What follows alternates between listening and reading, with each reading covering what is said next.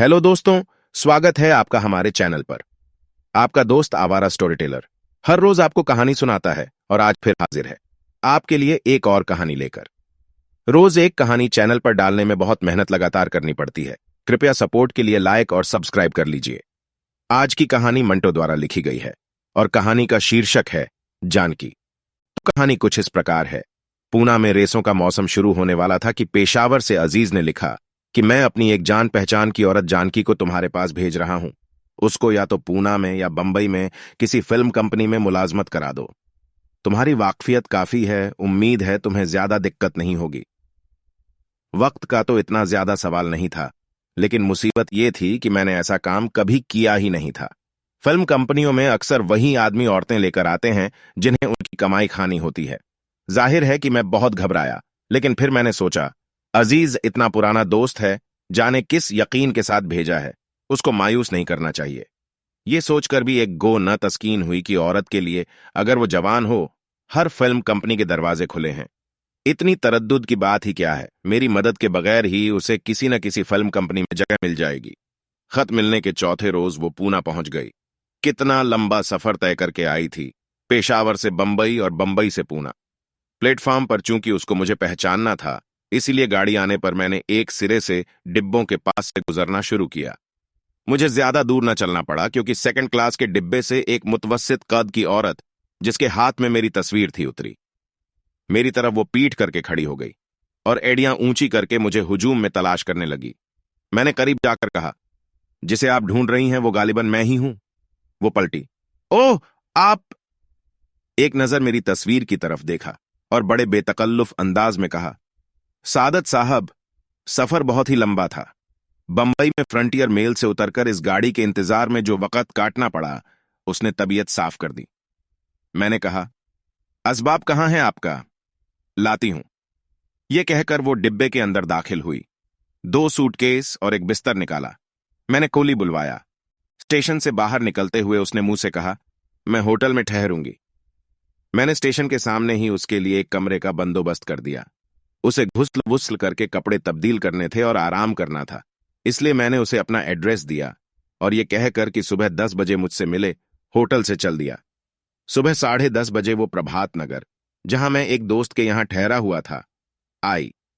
जगह तलाश करते हुए उसे देर हो गई थी। मेरा दोस्त इस छोटे से फ्लैट में, जो नया नया था, मौजूद नहीं था। मैं रात देर तक लिखने का काम करने के बायस सुबह देर से जागा था, इसलिए 10:30 बजे नहा धोकर चाय पी रहा था कि वो अचानक अंदर दाखिल हुई।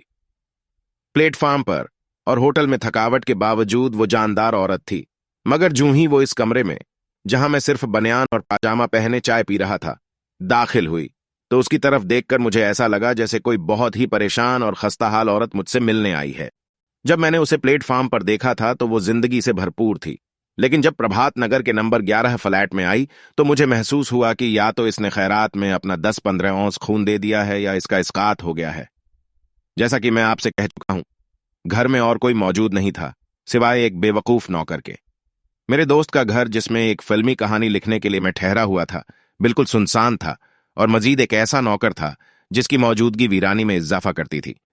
मैंने चाय की एक प्याली बनाकर जानकी को दी और कहा, होटल से तो आप नाश्ता करके आई होंगी, फिर भी शौक फरमाइए।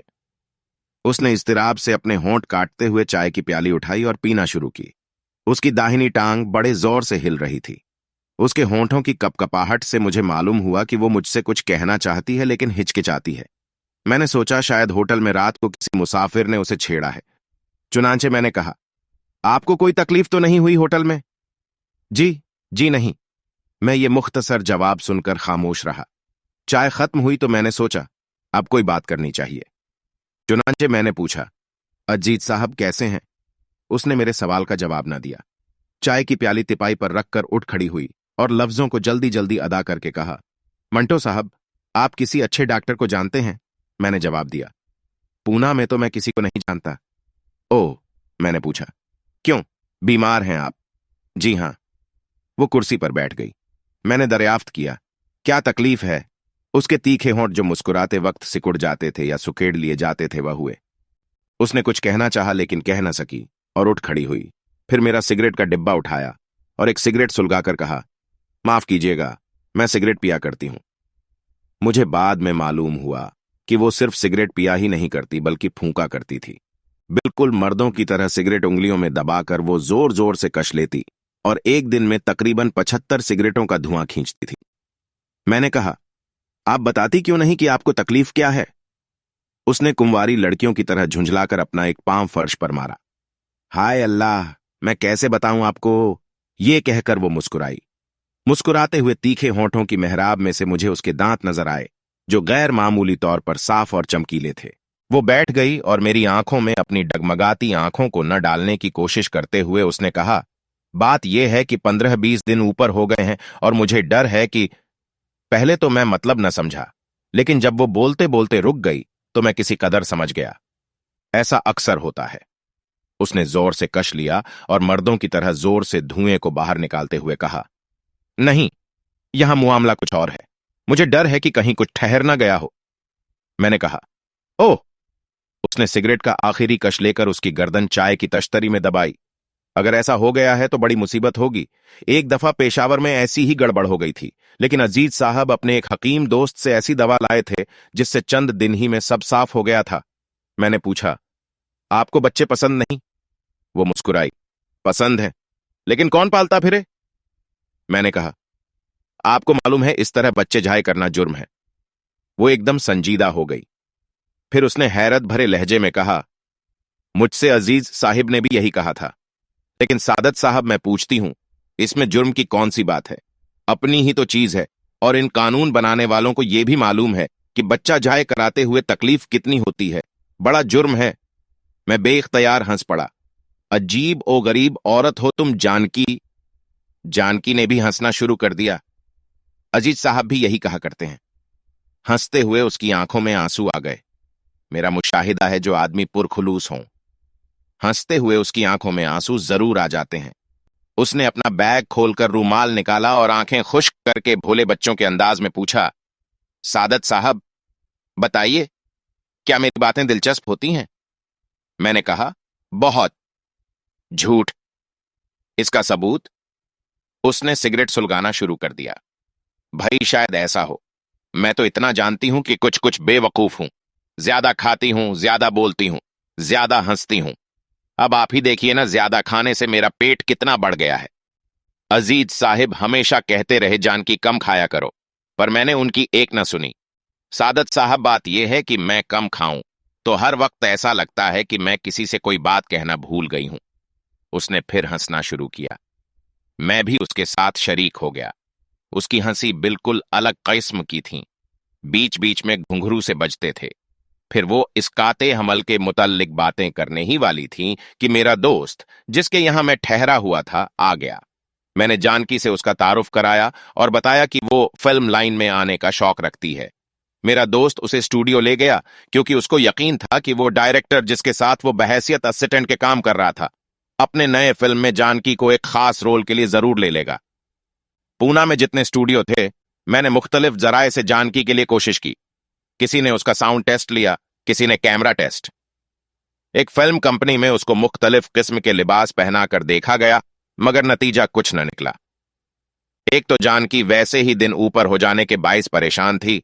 4-5 रोज मुतवातिर जब उसे मुख्तलिफ फिल्म कंपनियों के उकता देने वाले माहौल में बेनतीजा गुजारने पड़े तो वो और ज्यादा परेशान हो गई। बच्चा जाए करने के लिए वो हर रोज 20-20 ग्रेन कुनैन खाती थी। इससे भी उसकी तबीयत पर गिरानी सी रहती थी। अजीज साहब के दिन पेशावर में उसके बगैर कैसे गुजरते हैं, इसके मुतल्लिक भी उसको हर वक्त फिक्र रहती थी। पूना पहुंचते ही उसने एक तार भेजा था। इसके बाद वो बिला नागा हर रोज एक खत लिख रही थी। हर खत में यह ताकीद होती थी कि वो अपनी सेहत का ख्याल रखें और दवा बाकायदगी के साथ पीते रहे। अजीज साहब को क्या बीमारी थी इसका मुझे इल्म नहीं, लेकिन जानकी से मुझे इतना मालूम हुआ कि अजीज साहब को चूंकि उससे मोहब्बत है, इसलिए वो फौरन उसका कहना मान लेते हैं। घर में कई बार बीवी से उसका झगड़ा हुआ कि वो दवा नहीं पीते, लेकिन जानकी से इस मामले में उन्होंने कभी चूं भी न की। शुरू शुरू में मेरा ख्याल था कि जानकी अजीज के मुताल्लिक जो इतनी फिक्रमंद रहती है, महज बकवास है, बनावट है। लेकिन आहिस्ता आहिस्ता मैंने उसकी बेतकल्लुफ बातों से महसूस किया कि उसे हकीकतन अजीज का ख्याल है। उसका जब खत आया, जानकी पढ़कर जरूर रोई। फिल्म कंपनियों के तवाफ का कोई नतीजा न निकला, लेकिन एक रोज जानकी को यह मालूम करके बहुत खुशी हुई कि उसका अंदेशा गलत था। दिन वाकई ऊपर हो गए थे, लेकिन वो बात जिसका उसे खटका था नहीं थी। जानकी को पूना आए 20 रोज हो चले थे। अजीज को वो खत पर खत लिख रही थी। उसकी तरफ से भी लंबे लंबे मोहब्बत नामे आते थे।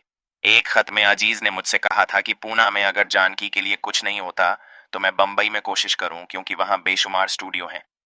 बात माकूल थी, लेकिन मैं सिनेरियो लिखने में मसरूफ था, इसलिए जानकी के साथ बंबई जाना मुश्किल था। लेकिन मैंने पूना से अपने दोस्त सईद को, जो एक फिल्म में हीरो का पार्ट अदा कर रहा था, टेलीफोन किया। इत्तेफाक से वो उस वक्त स्टूडियो में मौजूद न था। ऑफिस में नारायण खड़ा था। उसे जब मालूम हुआ कि मैं पूना से बोल रहा हूं तो टेलीफोन ले लिया और जोर से चिल्लाया, hello Manto, Narayan speaking from this and. कहो, बात क्या है? सईद इस वक्त स्टूडियो में नहीं है, घर में बैठा रजिया से आखिरी हिसाब किताब कर रहा है। मैंने पूछा, क्या मतलब? नारायण ने उधर से जवाब दिया, खटपट हो गई है, असल में रजिया ने एक और आदमी से टांका मिला लिया है। मैंने कहा, लेकिन ये हिसाब किताब कैसा हो रहा है? नारायण बोला, बड़ा कमीना है यार सईद, उससे कपड़े ले रहे हैं जो उसने खरीद कर दिए थे। खैर छोड़ो इस बात को, बताओ बात क्या है? बात यह है कि पेशावर से मेरे एक अजीज ने एक औरत यहां भेजी है जिसे फिल्मों में काम करने का शौक है। जानकी मेरे पास ही खड़ी थी। मुझे एहसास हुआ कि मैंने मुनासिब व मौजूं लफ्जों में अपना मुद्दा बयान नहीं किया। मैं तस्हीह करने ही वाला था कि नारायण की बुलंद आवाज कानों के अंदर घुसी। औरत, पेशावर की औरत, खू, भेजो उसको जल्दी। खू, हम भी कसूर का पठान है। मैंने कहा, बकवास न करो नारायण, सुनो, कल दक्कन क्वीन से मैं उन्हें बंबई भेज रहा हूं। सईद या तुम कोई भी उसे स्टेशन पर लेने के लिए आ जाना, कल दक्कन क्वीन से, याद रहे। नारायण की आवाज आई, पर हम उसे पहचानेंगे कैसे? मैंने जवाब दिया, वो खुद तुम्हें पहचान लेगी, लेकिन देखो कोशिश करके उसे किसी न किसी जगह जरूर रखवा देना। 3 मिनट गुजर गए। मैंने टेलीफोन बंद किया और जानकी से कहा, कल दक्कन क्वीन से तुम बंबई चली जाना। सईद और नारायण दोनों की तस्वीरें दिखाता हूं। लंबे तड़ंगे खूबसूरत जवान हैं, तुम्हें पहचानने में दिक्कत नहीं होगी। मैंने एल्बम में जानकी को सईद और नारायण के मुख्तलिफ फोटो दिखाए। देर तक वो उन्हें देखती रही। मैंने नोट किया कि सईद का फोटो उसने ज्यादा गौर से देखा। एल्बम एक तरफ रखकर मेरी आंखों में आंखें न डालने की डगमगाती कोशिश करते हुए उसने मुझसे पूछा, दोनों कैसे आदमी हैं? क्या मतलब? मतलब ये कि दोनों कैसे आदमी हैं। मैंने सुना है कि फिल्मों में अक्सर आदमी बुरे होते हैं। उसके लहजे में एक टोह लेने वाली संजीदगी थी। मैंने कहा, यह तो दुरुस्त है, लेकिन फिल्मों में नेक आदमियों की जरूरत ही कहां होती है। क्यों? दुनिया में 2 किस्म के इंसान हैं। एक किस्म उन इंसानों की है जो अपने जख्मों से दर्द का अंदाजा करते हैं। दूसरी किस्म उनकी है जो दूसरों के जख्म देखकर दर्द का अंदाजा करते हैं। तुम्हारा क्या ख्याल है, कौन सी किस्म के इंसान जख्म के दर्द और उसकी तह की जलन को सही तौर पर महसूस करते हैं? उसने कुछ देर सोचने के बाद जवाब दिया, वो जिनके जख्म लगे होते हैं। मैंने कहा, बिल्कुल दुरुस्त। फिल्मों में असल की अच्छी नकल वही उतार सकता है जिसे असल की वाकफियत हो। नाकाम मोहब्बत में दिल कैसे टूटता है, ये नाकाम मोहब्बत ही अच्छी तरह बता सकता है। वो औरत जो 5 वक्त जानमाज बिछाकर नमाज पढ़ती है और इश्क व मोहब्बत को सुअर के बराबर समझती है, कैमरे के सामने किसी मर्द के साथ इजहार मोहब्बत क्या खाक करेगी? उसने फिर सोचा। इसका मतलब यह हुआ कि फिल्म लाइन में दाखिल होने से पहले औरत को सब चीजें जाननी चाहिए। मैंने कहा, यह जरूरी नहीं, फिल्म लाइन में आकर भी वो चीजें जान सकती हैं। उसने मेरी बात पर गौर न किया और जो पहला सवाल किया था फिर इसे दोहराया, सईद साहब और नारायण साहब कैसे आदमी हैं? तुम तफसील से पूछना चाहती हो। तफसील से आपका क्या मतलब? ये कि दोनों में से आपके लिए कौन बेहतर रहेगा? जानकी को मेरी ये बात नागवार गुजरी। कैसी बातें करते हैं आप, जैसी तुम चाहती हो, हटाइए भी। ये कह वो मुस्कुराई। मैं अब आपसे कुछ नहीं पूछूंगी। मैंने मुस्कुराते हुए कहा, जब पूछोगी तो मैं नारायण की सिफारिश करूंगा। क्यों? इसलिए कि वो सईद के मुकाबले में बेहतर इंसान है। मेरा अब भी यही ख्याल है। सईद शायर है, एक बहुत बेरहम किस्म का शायर। मुर्गी पकड़ेगा तो जबह करने की बजाय उसकी गर्दन मरोड़ देगा, गर्दन मरोड़कर उसके पर नोचेगा, पर नोचने के बाद उसकी यखनी निकालेगा। यखनी पीकर और हड्डियां चबाकर वो बड़े आराम और सुकून से एक कोने में बैठकर उस मुर्गई की मौत पर एक नज्म लिखेगा जो उसके आंसुओं में भीगी होगी। शराब पिएगा तो कभी बहकेगा नहीं, मुझे इससे बहुत तकलीफ होती है क्योंकि शराब का मतलब ही फौत हो जाता है। सुबह बहुत आहिस्ता आहिस्ता बिस्तर पर से उठेगा, नौकर चाय की प्याली बनाकर लाएगा। अगर रात की बची हुई रम सिरहाने पड़ी है तो उसे चाय में उंडेल लेगा और उस मिक्सचर को एक एक घूंट करके ऐसे पिएगा जैसे उसमें जायके की कोई हिस्स ही नहीं, बदन पर कोई फोड़ा निकला है। खतरनाक शक्ल इख्तियार कर गया है, मगर मजाल है जो वो उसकी तरफ मुतवज्जा हो। पीप निकल रही है, गल सड़ गया है, नासूर बनने का खतरा है, लेकिन सईद कभी किसी डॉक्टर के पास नहीं जाएगा। आप उससे कुछ कहेंगे तो ये जवाब मिलेगा, अक्सर औकात बीमारियां इंसान की जुझ हुए बदन हो जाती हैं। जब मुझे ये जख्म तकलीफ नहीं देता तो इलाज की क्या जरूरत है।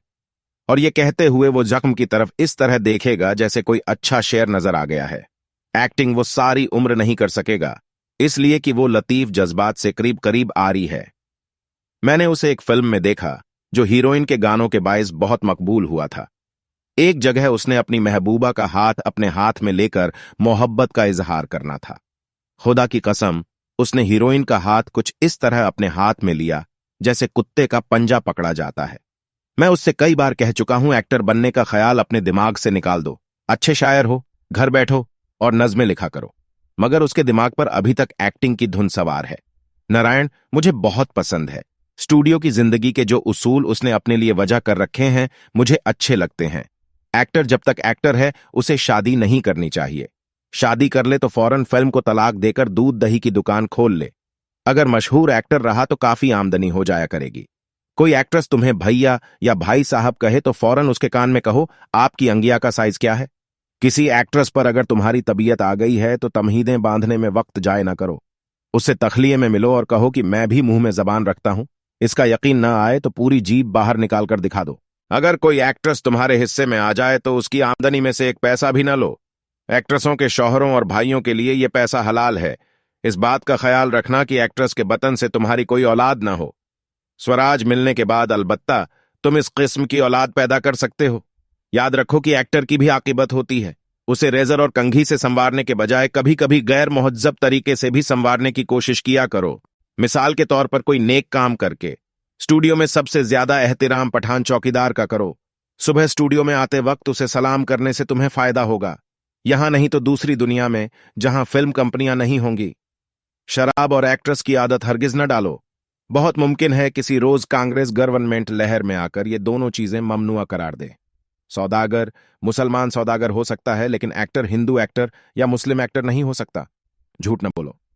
ये सब बातें नारायण के 10 अहकाम के उन्वान तले उसने अपनी एक नोटबुक में लिख रखी हैं, जिनसे उसके कैरेक्टर का बखूबी अंदाजा हो सकता है।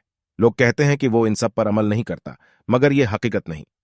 सईद और नारायण के मुतल्लिक जो मेरे ख्यालात थे मैंने जानकी के पूछे बगैर इशारतन बता दिए, और आखिर में उससे साफ लफ्जों में कह दिया कि अगर तुम इस लाइन में आ गई तो किसी न किसी मर्द का सहारा तुम्हें लेना पड़ेगा। नारायण के मुतल्लिक मेरा ख्याल है कि अच्छा दोस्त साबित होगा। मेरा मशवरा उसने सुन लिया और बंबई चली गई। दूसरे रोज खुश खुश वापस आई, क्योंकि नारायण ने अपने स्टूडियो में 1 साल के लिए 500 रुपये माहवार पर उसे मुलाजिम करा दिया था। ये मुलाजमत उसे कैसी मिली? देर तक उसके मुतल्लिक बातें हुई। जब और कुछ सुनने को न रहा तो मैंने उससे पूछा, सईद और नारायण दोनों से तुम्हारी मुलाकात हुई, इनमें से किसने तुमको ज्यादा पसंद किया? जानकी के होंठों पर हल्की मुस्कुराहट पैदा हुई। लग्जिश भरी निगाहों से मुझे देखते हुए उसने कहा, सईद साहब। यह कहकर वह एकदम संजीदा हो गई। सादत साहब, आपने क्यों इतने पुल बांधे थे नारायण की तारीफों के? मैंने पूछा। क्यों? बड़ा ही वाहियात आदमी है। शाम को बाहर कुर्सियां बिछाकर सईद साहब और वो शराब पीने के लिए बैठे तो बातों बातों में मैंने नारायण भैया कहा। अपना मुंह मेरे कान के पास लाकर पूछा, तुम्हारी अंगिया का साइज क्या है? भगवान जानता है, मेरे तन बदन में तो आग ही लग गई। कैसा लच्चर आदमी है। जानकी के माथे पर पसीना आ गया। मैं जोर जोर से हंसने लगा। उसने तेजी से कहा, आप क्यों हंस रहे हैं? उसकी बेवकूफी पर। यह कहकर मैंने हंसना बंद कर दिया।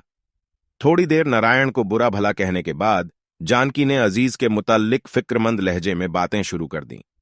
कई दिनों से उसका खत नहीं आया था, इसलिए तरह तरह के ख्याल उसे सता रहे थे। कहीं उन्हें फिर जुकाम ना हो गया हो, अंधाधुंध साइकिल चलाते हैं, कहीं हादसा ही ना हो गया हो, पूना ही ना आ रहे हों, क्योंकि जानकी को रुखसत करते वक्त उन्होंने कहा था, एक रोज में चुपचाप तुम्हारे पास चला आऊंगा, बातें करने के बाद उसका तरद्दुद कम हुआ तो उसने अजीज की तारीफें शुरू कर दी। घर में बच्चों का बहुत ख्याल रखते हैं। हर रोज सुबह उनको वर्जिश कराते हैं और नहला धुलाकर स्कूल छोड़ने जाते हैं। बीवी बिल्कुल फूहड़ है, इसलिए रिश्तेदारों से सारा रख रखाव खुद उन्हीं को करना पड़ता है। एक दफा जानकी को टाइफाइड हो गया था तो 20 दिन तक मुतवातिर नर्सों की तरह उसकी तीमारदारी करते रहे, वगैरह वगैरह।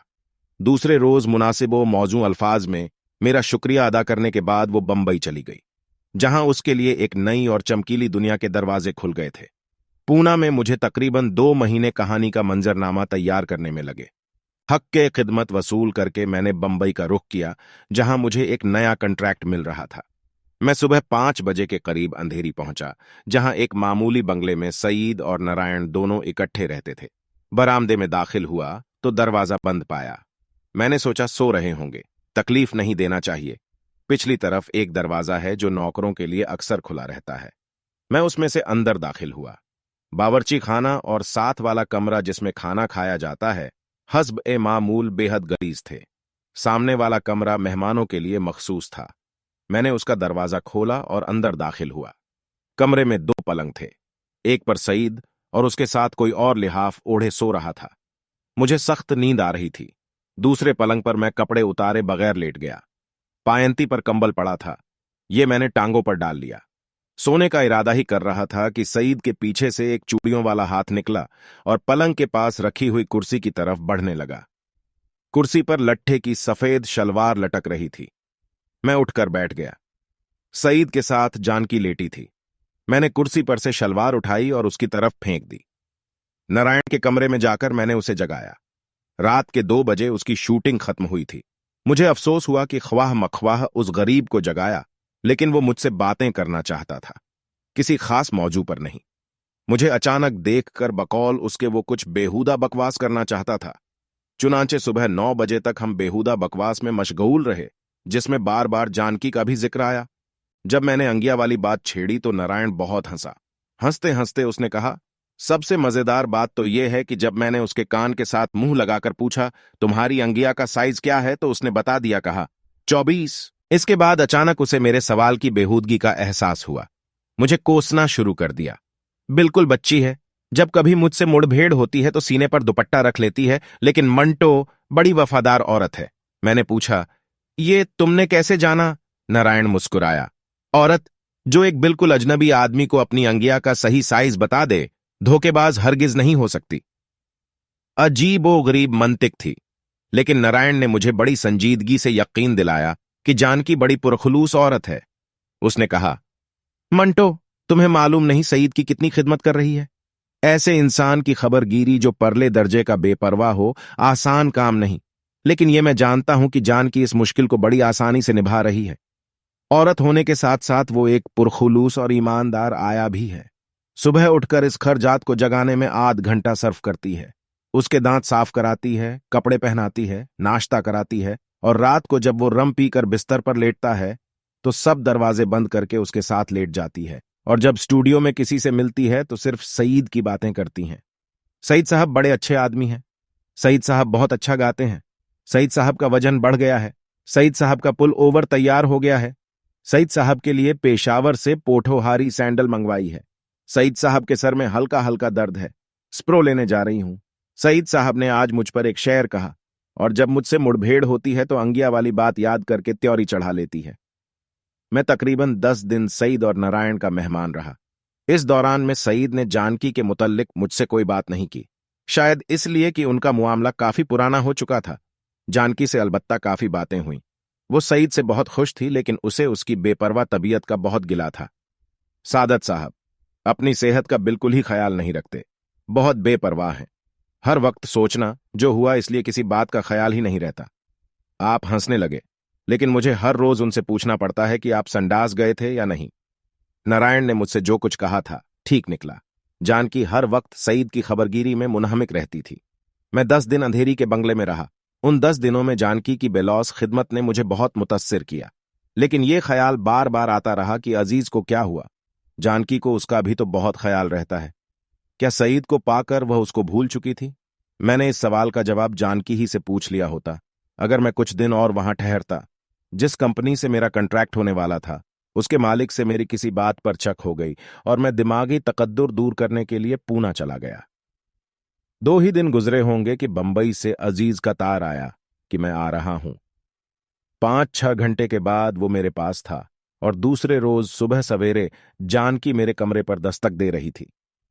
अजीज और जानकी जब एक दूसरे से मिले तो उन्होंने देर से बिछड़े हुए आशिक माशूक की सरगर्मी जाहिर न की। मेरे और अजीज के ताल्लुकात शुरू से बहुत संजीदा और मतीन रहे हैं। शायद इसी वजह से वो दोनों मोतदिल रहे। अजीज का ख्याल था होटल में उठ जाए, लेकिन मेरा दोस्त जिसके यहां मैं ठहरा था आउटडोर शूटिंग के लिए कोल्हापुर गया था, इसलिए मैंने अजीज और जानकी को अपने पास ही रखा। 3 कमरे थे, एक में जानकी सो सकती थी, दूसरे में अजीज। यूं तो मुझे उन दोनों को एक ही कमरा देना चाहिए था, लेकिन अजीज से मेरी इतनी बेतकल्लुफी नहीं थी। इसके अलावा उसने जानकी से अपने ताल्लुक को मुंह पर जाहिर भी नहीं किया था। रात को दोनों सिनेमा देखने चले गए। मैं साथ न गया, इसलिए कि मैं फिल्म के लिए एक नई कहानी शुरू करना चाहता था। 2 बजे तक मैं जागता रहा, इसके बाद सो गया। एक चाबी मैंने अजीज को दे दी थी, इसलिए मुझे उनकी तरफ से इत्मीनान था। रात को मैं चाहे बहुत देर तक काम करूं, 3:30 और 4 बजे के दरमियान एक दफा जरूर जागता हूं और उठकर पानी पीता हूं। हस्बे आदत उस रात को भी मैं पानी पीने के लिए उठा। इत्तफाक से जो कमरा मेरा था, यानी जिसमें मैंने अपना बिस्तर जमाया हुआ था, अजीज के पास था और उसमें मेरी सुराही पड़ी थी। अगर मुझे शिद्दत की प्यास न लगी होती तो अजीज को तकलीफ न देता, लेकिन ज्यादा विस्की पीने के बायस मेरा हलक बिल्कुल खुश्क हो रहा था, इसलिए मुझे दस्तक देनी पड़ी। थोड़ी देर बाद दरवाजा खुला। जानकी ने आंखें मलते मलते दरवाजा खोला और कहा, सईद साहब। और जब मुझे देखा तो एक हल्की सी ओह उसके मुंह से निकल गई। अंदर के पलंग पर अजीज सो रहा था। मैं बेइख्तियार मुस्कुराया। जानकी भी मुस्कुराई और उसके तीखे होंठ एक कोने की तरफ सिकुड़ गए। मैंने पानी की सुराही ली और चला आया। सुबह उठा तो कमरे में धुआं जमा था। बावर्ची खाने में जाकर देखा तो जानकी कागज जला जलाकर अजीज के घुस्ल के लिए पानी गर्म कर रही थी। आंखों से पानी बह रहा था। मुझे देखकर मुस्कुराई और अंगीठी में फूंके मारते हुई कहने लगी, अजीज साहब, ठंडे पानी से नहाएं तो उन्हें जुकाम हो जाता है। मैं नहीं थी पेशावर में तो 1 महीना बीमार रहे, और रहते भी क्यों नहीं जब दवा पीनी ही छोड़ दी थी। आपने देखा नहीं कितने दुबले हो गए हैं। और अजीज नहा धोकर जब किसी काम की गरज से बाहर गया तो जानकी ने मुझसे सईद के नाम तार लिखने के लिए कहा। मुझे कल यहां पहुंचते ही उन्हें तार भेजना चाहिए था। कितनी गलती हुई मुझसे, उन्हें बहुत तशवीश हो रही होगी। उसने मुझसे तार का मजमून बनवाया जिसमें अपनी बखैरियत पहुंचने की इत्तिला तो थी, लेकिन सईद की खैरियत दरियाफ्त करने का इज़्तिराब ज्यादा था। इंजेक्शन लगवाने की ताकीद भी थी। 4 रोज गुजर गए। सईद को जानकी ने 5 तार रवाना किए, पर उसकी तरफ से कोई जवाब न आया। बंबई जाने का इरादा कर रही थी कि अचानक शाम को अजीज की तबीयत खराब हो गई। मुझसे सईद के नाम एक और तार लिखवाकर वो सारी रात अजीज की तीमारदारी में मसरूफ रही। मामूली बुखार था, लेकिन जानकी को बेहद तशवीश थी। मेरा ख्याल है इस तशवीश में सईद की खामोशी का पैदा करदा वो इज़्तिराब भी शामिल था। वो मुझसे इस दौरान में कई बार कह चुकी थी, सादत साहिब, मेरा ख्याल है सईद साहिब जरूर बीमार हैं, वरना वो मुझे मेरे तारों और खतूत का जवाब जरूर लिखते। 5वें रोज शाम को अजीज की मौजूदगी में सईद का तार आया जिसमें लिखा था, मैं बहुत बीमार हूं, फौरन चली आओ। तार आने से पहले जानकी मेरी किसी बात पर बेतहाशा हंस रही थी, लेकिन जब उसने सईद की बीमारी की खबर सुनी तो एकदम खामोश हो गई। अजीज को यह खामोशी बहुत नागवार मालूम हुई, क्योंकि जब उसने जानकी को मुखातिब किया तो उसके लहजे में तेजी थी। मैं उठकर चला गया। शाम को जब वापस आया तो जानकी और अजीज कुछ इस तरह अलाहिदा अलाहिदा बैठे थे जैसे उनमें काफी झगड़ा हुआ था। जानकी के गालों पर आंसुओं का मैल था। जब मैं कमरे में दाखिल हुआ तो इधर उधर की बातों के बाद जानकी ने अपना हैंडबैग उठाया और अजीज से कहा, मैं जाती हूं, लेकिन बहुत जल्द वापस आ जाऊंगी। फिर मुझसे मुखातिब हुई, सादत साहब, इनका ख्याल रखिए, अभी तक बुखार दूर नहीं हुआ। मैं स्टेशन तक उसके साथ गया। ब्लैक मार्केट से टिकट खरीदकर उसे गाड़ी पर बिठाया और घर चला आया। अजीज को हल्का हल्का बुखार था। हम दोनों देर तक बातें करते रहे, लेकिन जानकी का जिक्र न आया। तीसरे रोज सुबह 5:30 बजे के करीब मुझे बाहर का दरवाजा खुलने की आवाज आई। इसके बाद जानकी की। लफ्जों को ऊपर तले करती हुई वो अजीज से पूछ रही थी कि उसकी तबीयत अब कैसी है और क्या उसकी गैर मौजूदगी में उसने बाकायदा दवा पी थी या नहीं। अजीज की आवाज मेरे कानों तक न पहुंची, लेकिन आध घंटे बाद जबकि नींद से मेरी आंखें मूंद रही थीं अजीज की खफगी आमेज बातों का दबा दबा शोर सुनाई दिया। समझ में तो कुछ न आया, लेकिन इतना पता चल गया कि वो जानकी से अपनी नाराजगी का इजहार कर रहा था। सुबह 10 बजे अजीज ने ठंडे पानी से गुस्ल किया और जानकी का गर्म किया हुआ पानी वैसे ही गुस्ल खाने में पड़ा रहा। जब मैंने जानकी से इस बात का जिक्र किया तो उसकी आंखों में आंसू आ गए। नहा धोकर अजीज बाहर चला गया। जानकी कमरे में पलंग पर लेटी रही। सहपहर को 3 बजे के करीब जब मैं उसके पास गया तो मालूम हुआ कि उसे बहुत तेज बुखार है। डॉक्टर बुलाने के लिए बाहर निकला तो अजीज तांगे में असबाब रखवा रहा था। मैंने पूछा, कहाँ जा रहे हो? तो उसने मेरे साथ हाथ मिलाया और कहा, बंबई, इंशाअल्लाह फिर मुलाकात होगी। ये कहकर वह एक्के में बैठा और चला गया। मुझे ये बताने का मौका ही न मिला कि जानकी को बहुत तेज बुखार है। डॉक्टर ने जानकी को अच्छी तरह देखा और मुझे बताया कि उसे ब्रोंकाइटिस है। अगर एहतियात न बरती तो निमोनिया होने का खतरा है। डॉक्टर नुस्खा देकर चला गया तो जानकी ने अजीज के बारे में पूछा। पहले तो मैंने सोचा कि उसे न बताऊं, लेकिन छुपाने से कोई फायदा नहीं था, इसलिए मैंने कह दिया कि चला गया है। यह सुनकर उसे बहुत सदमा हुआ। देर तक वो तकिए में सर देकर रोती रही। दूसरे रोज सुबह 11 बजे के करीब, जबकि जानकी का बुखार 1 डिग्री हल्का था और तबीयत भी किसी कदर दुरुस्त थी, बंबई से सईद का तार आया जिसमें बड़े दुरुस्त लफ्जों में लिखा था, याद रहे कि तुमने अपना वादा पूरा नहीं किया। मैं बहुत मना करता रहा, लेकिन वो तेज बुखार ही में पूना एक्सप्रेस से बंबई रवाना हो गई। 5-6 दिनों के बाद नारायण का तार आया, एक जरूरी काम है, फौरन बंबई चले आओ। मेरा ख्याल था कि किसी प्रोड्यूसर से उसने मेरे कॉन्ट्रैक्ट की बात की होगी, लेकिन बंबई पहुंचकर मालूम हुआ कि जानकी की हालत बहुत नाजुक है। ब्रोंकाइटिस बिगड़कर निमोनिया में तब्दील हो गया था। इसके अलावा जब वो पूना से बंबई पहुंची थी तो अंधेरी जाने के लिए चलती ट्रेन में चढ़ने की कोशिश करते हुए गिर पड़ी थी, जिसके बायस उसकी दोनों रानें बहुत बुरी तरह छिल गई थीं। जानकी ने इस जिस्मानी तकलीफ को बड़ी बहादुरी से बर्दाश्त किया, लेकिन जब वो अंधेरी पहुंची और सईद ने उसके बंधे हुए असबाब की तरफ इशारा करके कहा, मेहरबानी करके यहां से चलो जाओ, तो उसे बहुत रूहानी तकलीफ हुई। नारायण ने मुझे बताया, सईद के मुंह से ये बर्फ जैसे ठंडे लफ्ज सुनकर वो एक लहजे के लिए बिल्कुल पत्थर हो गई। मेरा ख्याल है उसने थोड़ी देर के बाद ये जरूर सोचा होगा, मैं गाड़ी के नीचे आकर क्यों ना मर गई। सादत, तुम कुछ भी कहो, मगर सईद औरतों से जैसा सुलूक करता है बहुत ही नामर्दाना है। बेचारी को बुखार था, चलती रेल से गिर पड़ी थी, और वो भी इस खरजात के पास जल्दी पहुंचने के बायस। लेकिन इसने इन बातों का ख्याल ही न किया और एक बार फिर उससे कहा, मेहरबानी करके यहां से चली जाओ।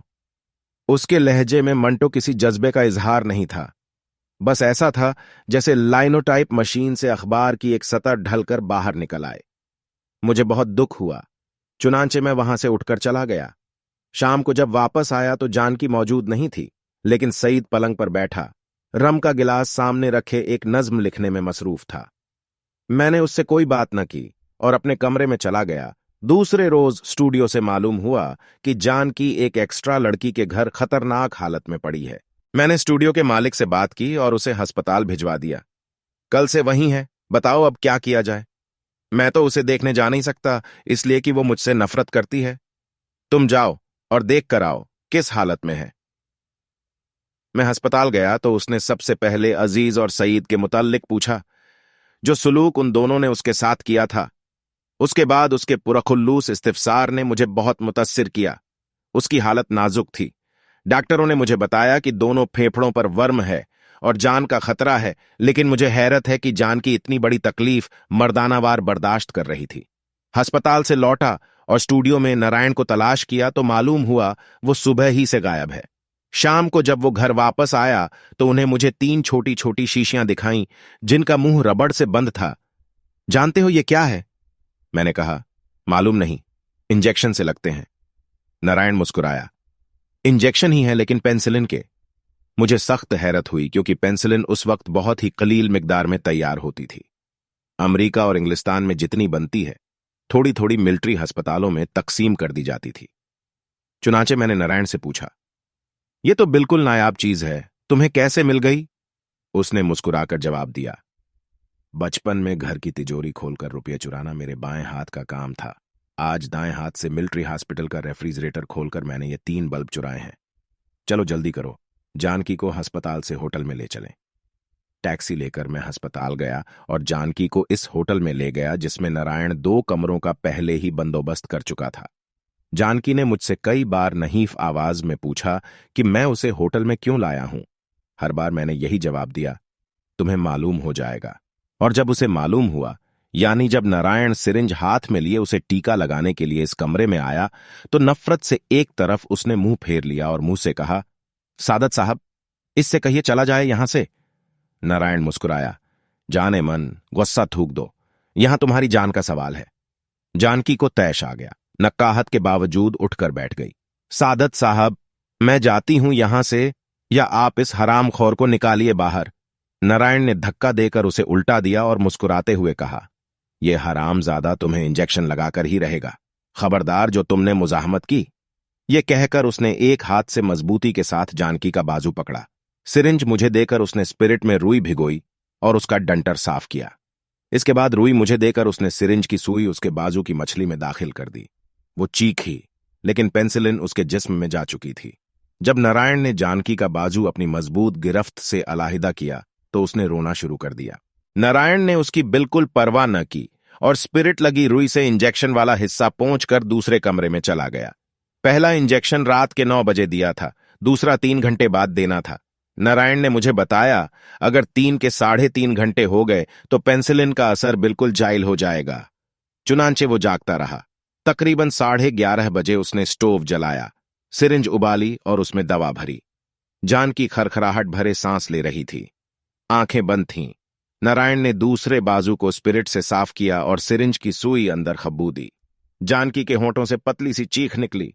नारायण ने दवा जिस्म के अंदर भेजकर सुई बाहर निकाली और स्पिरिट से इंजेक्शन वाली जगह साफ करते हुए मुझसे कहा, अब तीसरा 3 बजे। मुझे मालूम नहीं उसने तीसरा चौथा इंजेक्शन कब दिया, लेकिन जब बेदार हुआ तो स्टोव जलने की आवाज आ रही थी और नारायण होटल के बैरे से बर्फ के लिए कह रहा था, क्योंकि उसे पेंसिलिन को ठंडा रखना था।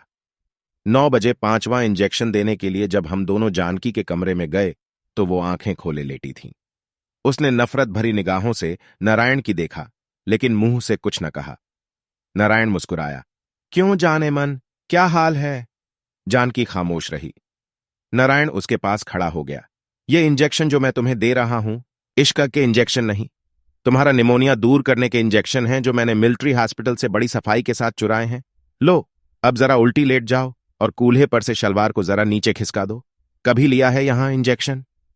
ये कहकर उसने जानकी के कूल्हे पर एक जगह गोश्त के अंदर उंगली खुबोई। जानकी की आंखों में मरूब सी नफरत पैदा हुई। जब उसने करवट बदली तो नारायण ने कहा, शाबाश। पेशतर इसके कि जानकी कोई मुजाहमत करे। नारायण ने एक हाथ से उसकी शलवार नीचे खिसकाई और मुझसे कहा, स्पिरिट लगाओ।